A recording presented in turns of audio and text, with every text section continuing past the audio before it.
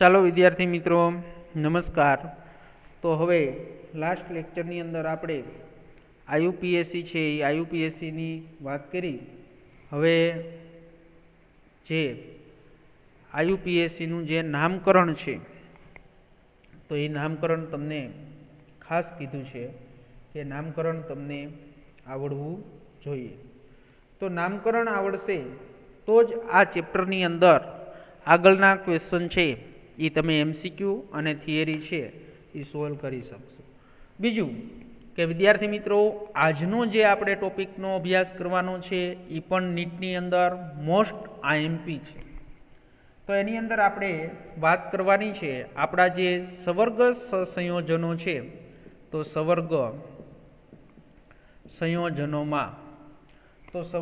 સંયોજનોમાં સમઘટકતા તો સવર્ગ સંયોજનોમાં છે એ સમઘટકતા છે તો એ સમઘટકતાની આપણે વાત કરવાની છે।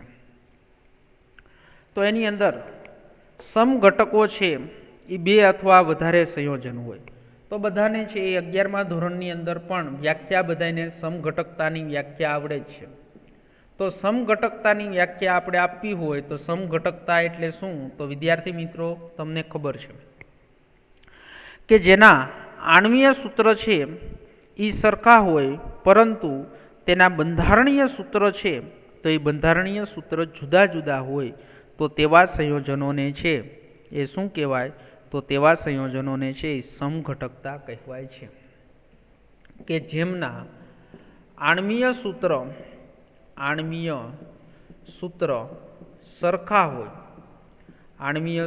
સરખા હોય પરંતુ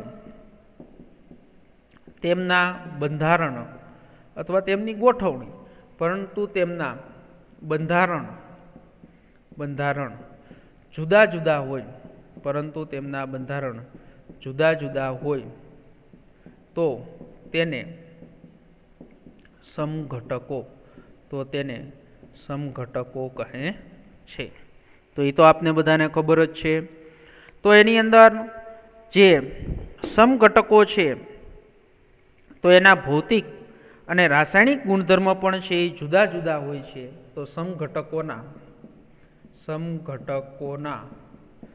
સમઘટકોના ભૌતિક અને રાસાયણિક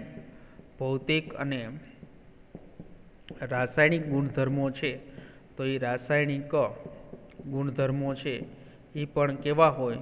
તો રાસાયણિક ગુણધર્મો છે એ પણ જુદા જુદા હોય છે। કેવા હોય છે? રાસાયણિક ગુણધર્મો છે એ પણ એના જુદા જુદા હોય છે। તો એની અંદર ભૌતિક ગુણધર્મ અને રાસાયણિક ગુણધર્મ એના જુદા જુદા હોય છે। તો આપણે જે સમઘટકતા છે તો એ સમઘટકતાને આપણે મુખ્યત્વે બે પ્રકારની અંદર છે એ વહેંચવામાં આવે છે। તો સમઘટકતા છે તો સમઘટકતાના મુખ્ય બે પ્રકાર છે।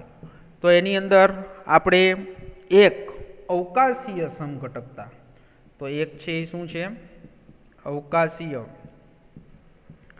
સમઘટકતા અને બીજો પ્રકાર છે તો બીજો પ્રકાર છે બંધારણીય સમઘટકતા। તો બીજો પ્રકાર બંધારણીય સમઘટકતા। તો એની અંદર વિદ્યાર્થી મિત્રો જે સમઘટકતાના મુખ્ય બે પ્રકાર, એક અવકાશીય સમઘટકતા અને બીજી બંધારણીય સમઘટકતા। અવકાશીય સમઘટકતા છે એના પણ બે પેટા પ્રકાર છે। તો એ અંદર પહેલો છે ભૌમિતિક સમઘટકતા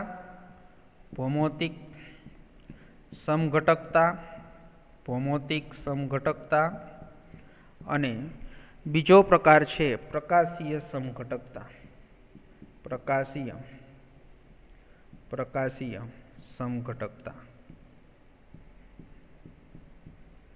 અને જ્યારે બંધારણીય સમઘટકતા છે તો બંધારણીય સમઘટકતાના પેટા પ્રકાર છે ચાર છે। બંધન સમઘટકતા, બીજો પ્રકાર છે એનો તો બીજો પ્રકાર સવર્ગ સમઘટકતા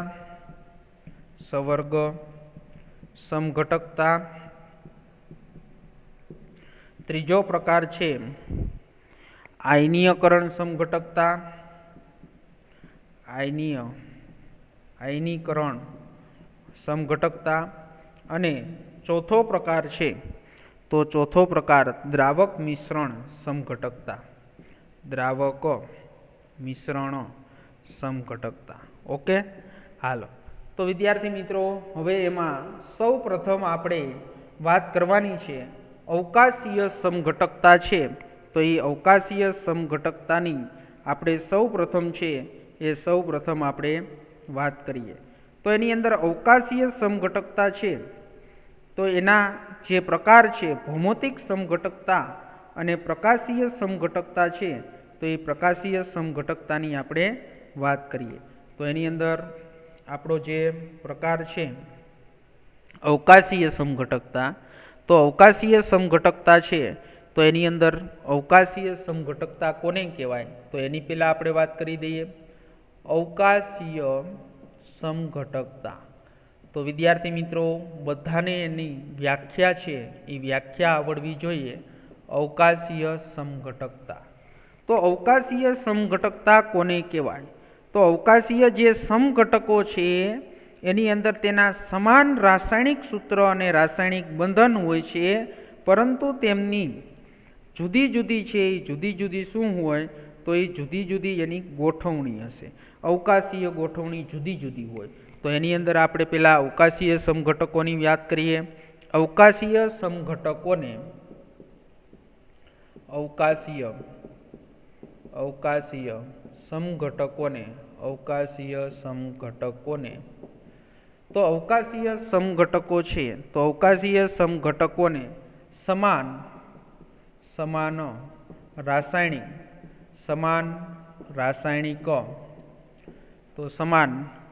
રાસાયણિક સૂત્ર અને બંધન, સમાન રાસાયણિક સૂત્ર અને બંધન અને રાસાયણિક બંધન હોય છે. રાસાયણિક બંધન હોય છે. તો એની અંદર વિદ્યાર્થી મિત્રો અવકાશીય સમઘટકોને સમાન રાસાયણિક સૂત્ર અને રાસાયણિક બંધન હોય છે, પરંતુ તેમને અવકાશીય ગોઠવણી, તેમની જુદી જુદી અવકાશીય ગોઠવણી હોય છે, પરંતુ તેમને જુદી જુદી અવકાશીય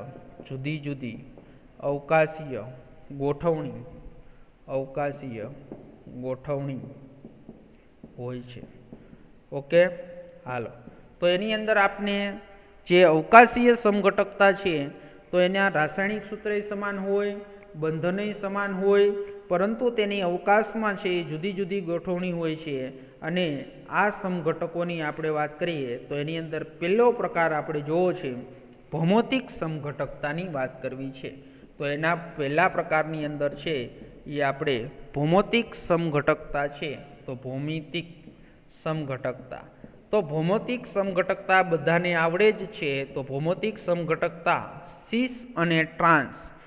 તો એની અંદર આ પ્રકારની સમઘટકતા છે એ હિટ્રોલેપ્ટિક સંકિરણમાં છે એ લિગેન્ડની ભિન્ન શક્ય ગોઠવણીના કારણે ઉદ્ભવે છે. અને આ જે સવર્ગ સહસંયોજનો છે તો એની અંદર સવર્ગ સંયોજનોમાં તમને કાલે કીધું હતું કે ભાઈ સવર્ગાંક 4 અને 6, તો જે સંકીર્ણ સંયોજનો છે એનો સવર્ગાંક છે એ કેટલો હોય? 4 અને 6 સવર્ગાંક ધરાવતા જે સંયોજનો છે તો એ સંયોજનો છે આ પ્રકારની શું કરે છે? તો આ પ્રકારની છે એ સમઘટકતા, ભૌમિતિક સમઘટકતા છે એ દર્શાવે છે. તો ભૌમિતિક સમઘટકતાની અંદર એક તમને આ M, તો M છે એ આપણો શું છે? ધાતુ આયન છે. તો X2 અને L2, તો X2 અને L2 શું છે? તો X અને L, જ્યાં X અને L, તો X અને L છે શું છે? તો X અને L છે એક દંતીય લિગેન્ડ છે. શું છે? એક દંતીય લિગેન્ડ છે. તો જ્યાં X અને L એક દંતીય લિગેન્ડ છે તો એની અંદર આપણે એક્સ અને એલ જ્યાં એક દંતીય લિગેન્ડ છે તો એનું એક ઉદાહરણ આપણે જોઈએ એટલે તમને વધારે ખ્યાલ આવે. તો એની અંદર આપણે આ જે ભૌમિતિક સમઘટકતા છે જ્યાં X2 હોય અને L2 હોય તો ત્યાં સિસ અને ટ્રાન્સ તમને જોવા મળશે. શું જોવા મળશે? સિસ અને ટ્રાન્સ. તો એક સંકીર્ણ સંયોજન લઈએ આપણે PT NH3 twice PT NH3 twice Cl2 સંકીર્ણ સંયોજન છે. જો એમાં NH3 2 અને Cl2 2 એટલે કેવા પ્રકારનો લિગેન્ડ થઈ ગયો? સંકીર્ણ સંયોજન MX2L2. ઓકે. તો હવે એની અંદર આના જે અવકાશીય સમઘટકો આપણે ભૌમિતિક સમઘટકો જે દોરવાના છે તો એ તમને ખ્યાલ જ હોય સિસ અને ટ્રાન્સ. તો PT છે તો પીટીની અંદર આ સેમ સાઈડ જો સમાન લિગેન્ડ ગોઠવાયેલા હોય તો એને આપણે શું કહીએ છીએ? તો સમાન લિગેન્ડ ગોઠવાયેલા હોય તો એને આપણે સિસ કહીએ છીએ. અને જો વિકિરણ સ્વરૂપે એટલે કે સામ સામે એકબીજાથી વિરુદ્ધ ગોઠવાયેલા હોય તો અહીંયા Cl, અહીંયા PT, અહીંયા NH3 અને અહીંયા Cl અને અહીંયા NH, અહીંયા Cl. તો અહીંયા Cl એટલે સામ સામે ગોઠવાયેલા હોય એટલે અહીંયા આપણે અહીંયા Cl અને અહીંયા NH3 અને અહીંયા NH3. તો સામ સામે જો એકબીજાની વિરુદ્ધ ગોઠવાયેલા હોય NH3 NH3 Cl Cl તો જેને આપણે શું કહીએ છીએ? તો જેને આપણે ટ્રાન્સ કહીએ છીએ. તો એની અંદર વિદ્યાર્થી મિત્રો સિસ અને ટ્રાન્સ પણ એની અંદર તમારો જે લિગેન્ડ સંકીર્ણ સંયોજન છે તો એ કેવા પ્રકારનું સંકીર્ણ સંયોજન હોય? તો એ સંકીર્ણ સંયોજન છે એ MX2L2 પ્રકારનું હોવું જોઈએ. તો એની અંદર જ સિસ અને ટ્રાન્સ છે તમને સમઘટકતા જોવા મળશે. હાલો, ત્યાર પછી આપણે વાત કરીએ ABXL પ્રકારના સંયોજન હોય તો તે સમઘટકોમાં છે સિસ અને ટ્રાન્સ સમઘટક છે એ સમઘટક પણ મળશે અને તેમની રચના છે એ દોરવાનો પ્રયત્ન કરી શકશું. તો આવી સમઘટકતા છે એ સમચતુષ્ફલકીય ભૂમિતિમાં શક્ય નથી. પરંતુ જો આપણે અષ્ટફલકીયની વાત કરીએ, કેની? અષ્ટફલકીય. તો અષ્ટફલકીય સંયોજન હોય તો એની અંદર અષ્ટફલકીય સંયોજનની અંદર આપણે જે સૂત્ર છે તો એ સૂત્રની આપણે વાત કરીએ તો એ સૂત્રની અંદર છે એ MX2 શું થશે? MX2L4. તો X2L4 એટલે X2 પ્રકારના 2 લિગેન્ડ અને L પ્રકારના 4 લિગેન્ડ. પણ અહીંયા છે એ પણ શું હોવા જોઈએ? તો એ અહીંયા પણ છે એ અષ્ટફલકીય રચનાની અંદર છે એ રચનાની અંદર સિસ અને ટ્રાન્સ રીતે ગોઠવાઈ શકે છે. તો એનું પણ આપણે એક ઉદાહરણ લઈએ. તો એના ઉદાહરણની અંદર આપણે અષ્ટફલકીયની અંદર જોઈએ તો CO એટલે કોબાલ્ટ અને NH3 4 શું થશે? NH3 છે 4 અને Cl2. તો NH3 4 અને Cl2 ના ભૌમિતિક સમઘટકો છે તો એ ભૌમિતિક સમઘટકોની આપણે વાત કરીએ તો એ ભૌમિતિક સમઘટકો છે એની અંદર સિસ અને ટ્રાન્સ જોવા મળશે. તો સિસ કોને કહેવાય? તો એની અંદર આપણે અષ્ટફલકીય એટલે તમને ખબર છે 4 સમતલમાં હોય અને એક લિગેન્ડ સમતલની ઉપર અને સમતલની નીચે. તો જો અહીંયા સમતલની ઉપર Cl અને અહીંયા સમતલની નીચે NH3 લખો તો આવી રીતે અહીંયા NH3 NH3 NH3 અહીંયા અને અહીંયા જો તમે Cl લખશો એટલે શું થયું? તો આ જે સમતલ છે અને અહીંયા આપણો ચાર્જ પ્લસ છે તો આ જો નજીક આવ્યા તો એને શું કહેવાય? તો એને છે સિસ કહેવાય. શું કહેવાય એને? સિસ. ઓકે. તો એવી જ રીતે ટ્રાન્સની વાત કરીએ તો ટ્રાન્સની અંદર શું હશે? એકબીજાથી વિરુદ્ધ. તો અહીંયા સમતલની ઉપર Cl, સમતલની નીચે Cl અને ચારેય છે એ ચારેય સમતલની અંદર જે ગોઠવાયેલા છે તો એ સમતલની અંદર ચારેય છે એ NH3 પ્રકારના લિગેન્ડ જો ગોઠવાયેલા હોય તો આપણે આને શું કહીએ છીએ? તો આને છે ક્યુ ફોર્મ કહેવાય. તો એને કહેવાય ટ્રાન્સ. ઓકે. તો હવે ખાસ વિદ્યાર્થી મિત્રો MCQની અંદર તો MCQની અંદર તમને ખાસ કહી દઉં છું કે MX2L2 પ્રકાર અને બીજો પ્રકાર જોયો આપણે MX2L4. આ બંને પ્રકારના આવા પ્રકારના સંકીર્ણ સંયોજન હોય ત્યારે એની અંદર જે આપને અવકાશીય ભૌમિતિક સમઘટકતા કેવા પ્રકારની જોવા મળે તો એની અંદર સીસ અને ટ્રાન્સ પ્રકારની છે એ શું જોવા મળશે? આપને સમઘટકતા છે એ સમઘટકતા જોવા મળશે. ઓકે, તો હાલો ત્યાર પછી હવે એની અંદર આપણે વાત કરીએ તો એની અંદર MX2L2 પ્રકારના છે એ L2 પ્રકારના જો સંકીર્ણ સંયોજન હોય તો એની અંદર પણ શું થશે? તો એની અંદર પણ આપને સીસ અને ટ્રાન્સ સમઘટકતા છે એ જોવા મળશે. તો એ કેવી રીતે? તો એ પણ તમને સમજાવી દઉં કે MX2 અને LL2. હવે જો LL2 એટલે એનો મિનિંગ શું થયો કે આ જે L છે એ દ્વિદંતીય લિગેન્ડ છે. કેવું લિગેન્ડ છે? દ્વિદંતીય લિગેન્ડ. તો દ્વિદંતીય લિગેન્ડ હોય ત્યારે પણ એની અંદર છે એ સીસ અને ટ્રાન્સ સમઘટકતા છે એ સમઘટકતા જોવા મળશે. તો એના ઉદાહરણની વાત કરીએ આપણે સંકીર્ણની અંદર તો COCl2 EN એટલે ઇથિલિન ડાયએમાઇન. તો ઇથિલિન ડાયએમાઇન છે તો ઇથિલિન ડાયએમાઇનની અંદર ટ્વાઇસ એટલે EN2. ઓકે, આ EN છે એ શું છે? દ્વિદંતીય લિગેન્ડ છે. તો એની અંદર પણ સીસ અને ટ્રાન્સ છે એ જોવા મળશે. તો જો COCl અને અહીંયા Cl. હવે અહીંયા છે એ શું થશે? તો અહીંયા દ્વિદંતીય લિગેન્ડ EN અને અહીંયા પણ છે એ દ્વિદંતીય લિગેન્ડ EN. તો આ છે એ દ્વિદંતીય લિગેન્ડ છે. તો હવે જો એની અંદર કે આ શું થયા? નજીક નજીક. તો નજીક નજીક હોય તો આ જે સમઘટક છે એને કયું સમઘટક કહેવાય? સીસ. અને જો આ CO છે અહીંયા Cl અને અહીંયા Cl હોય અને અહીંયા દ્વિદંતીય લિગેન્ડ EN હોય તો એની અંદર છે એ શું થશે? તો આને શું કહેવાય? તો આને કહેવાશે ટ્રાન્સ. ઓકે, તો વિદ્યાર્થી મિત્રો આ પણ છે એ તમને ખબર હોવી જોઈએ. હાલો ત્યાર પછી હવે વાત કરવાની છે તો ત્યાર પછીના ઉદાહરણની અંદર આપણે વાત કરીએ તો એની અંદર બીજા પ્રકારની એક ભૌમિતિક સમઘટકતા જેનું સંકીર્ણ સંયોજન Ma3B3 પ્રકારના સંકીર્ણ સંયોજન હોય તો તેમાં ફેશિયલ અને મેરિડોનિયલ છે જેવી સમઘટકતા ઉદ્ભવે છે. અને આ જે સંકીર્ણ છે એનો પણ સવર્ગાંક કેટલો થશે? 6.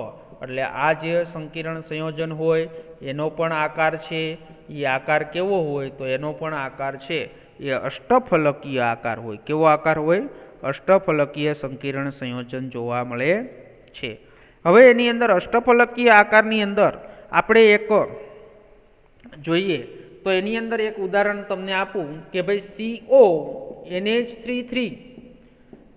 CONH33 અને NO2 3.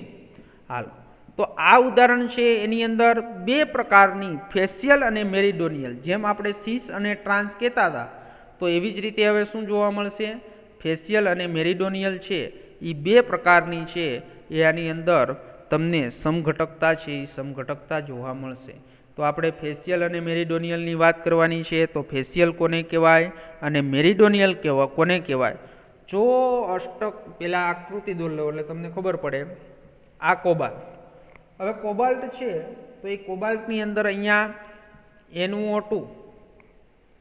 NO2 આ બાજુ પણ NO2 અહીંયા છે એ સમતલની નીચે NO2 અહીંયા NH3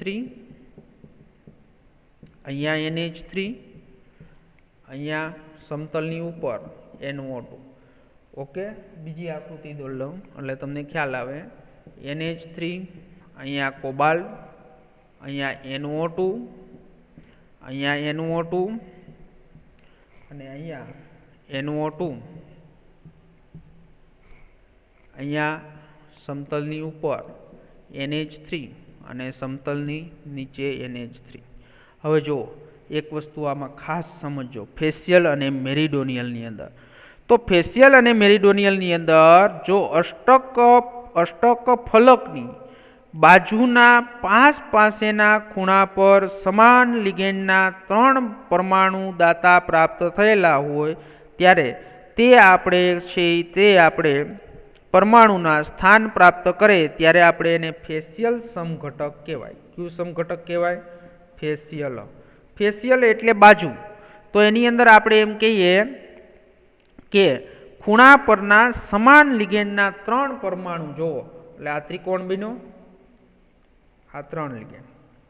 ઓકે, હાલો જો આ 3 લિગેન્ડ છે, એ 3 લિગેન્ડ આપણે ગોઠવાના. તો આની અંદર જો આ ત્રિકોણ બન્યો તો આને કહેવાય ફેશિયલ.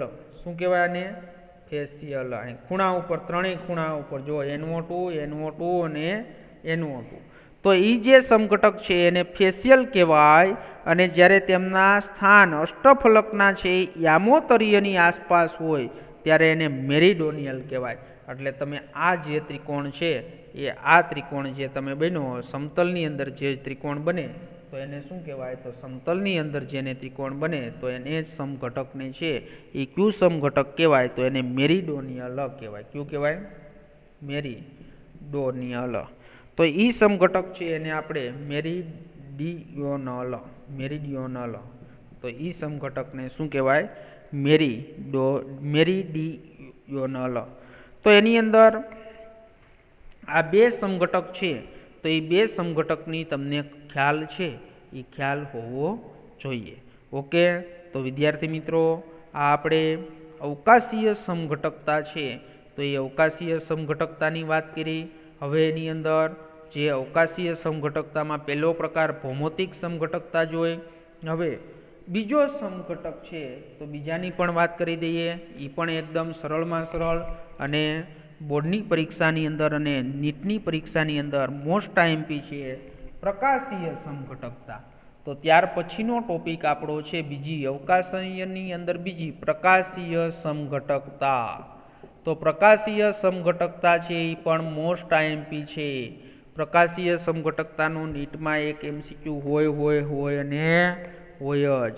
પ્રકાશીય સમઘટકો આરસી પ્રતિબિંબો છે એટલે એકબીજાની મિરર ઇમેજ. પ્રકાશીય સમઘટકો શું છે? આરસી પ્રતિબિંબો છે. આરસી પ્રતિબિંબો એટલે શુદ્ધ ગુજરાતીમાં આપણે એને કેવું હોય? આરસી પ્રતિબિંબો છે. આરસી પ્રતિબિંબો છે. તો આરસી પ્રતિબિંબો છે એટલે એનો મિનિંગ શું થશે? અને એકબીજા ઉપર પાછા અધ્યારોપિત પણ કરી શકાતા નથી. તો આને શું કહેવાય? પ્રતિબિંબ સમઘટકો કહેવાય છે. અને એકબીજા પર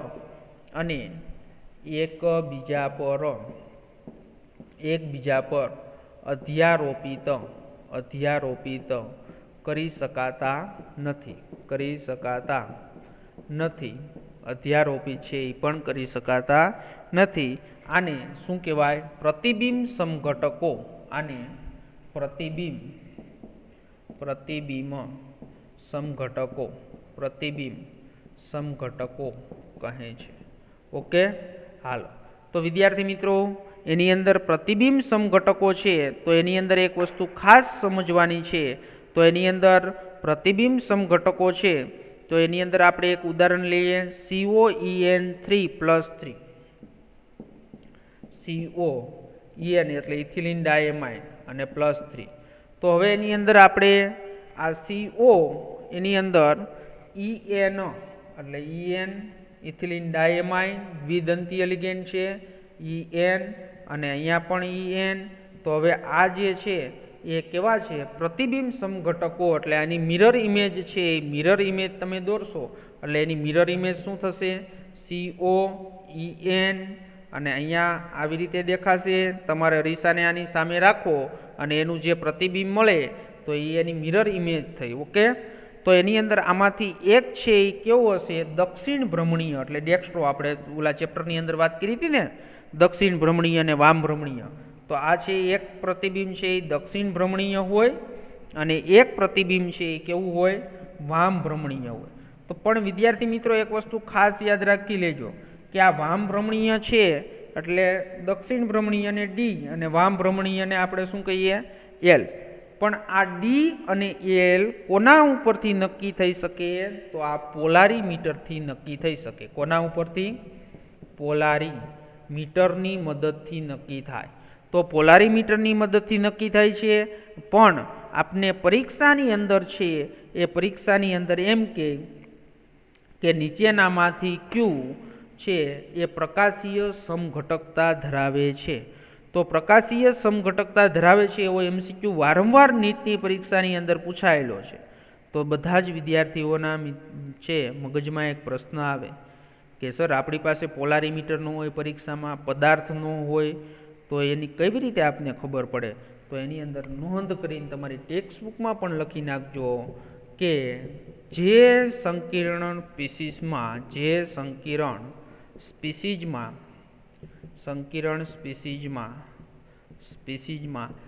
કિલેટ લિગેન્ડ એટલે ખબર છે ને, ચક્રીય રચના, કિલેટ લિગેન્ડ હોય તે સંકીર્ણ સંયોજન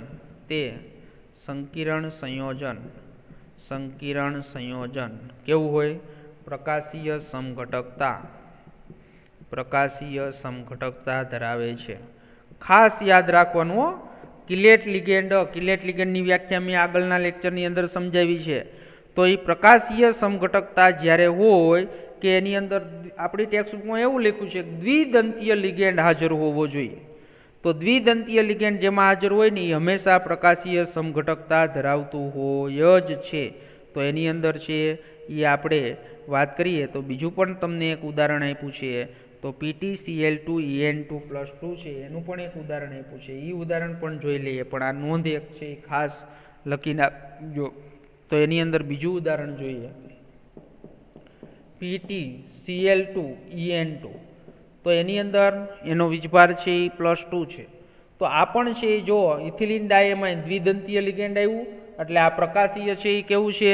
તો પ્રકાશીય સમઘટકતા ધરાવે છે. તો એની અંદર આપણે વાત કરીએ Pt, અહીંયા Cl અને અહીંયા Cl, અને અહીંયા છે એ શું થશે? En અને En, અને અહીંયા છે એ પણ શું થશે? En અને En.